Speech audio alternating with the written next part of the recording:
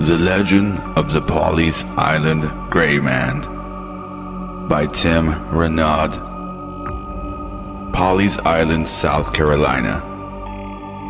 Those who live in one low country beach town know when they see the ghost, it's time to leave the coast.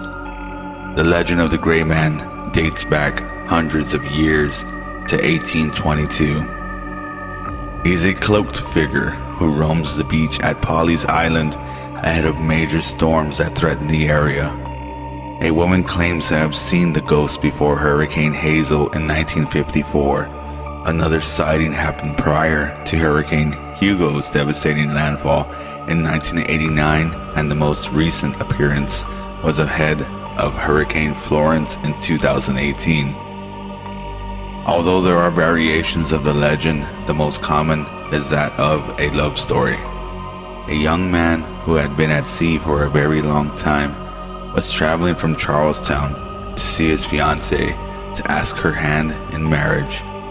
Hoping to shorten the trip because of an approaching storm, the man and his horse would take a shortcut through the marsh just outside of Pawleys Island.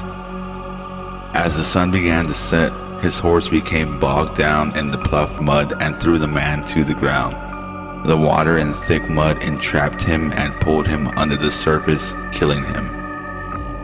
Devastated by the news of her lover's death, the young woman started taking regular walks on the beach to clear her mind. She would later come across a figure standing in her usual path. It was a familiar man dressed in all gray.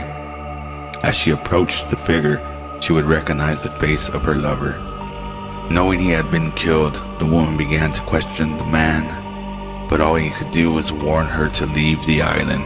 A serious storm was approaching. He then vanished. The woman rushed home and told her family what had happened.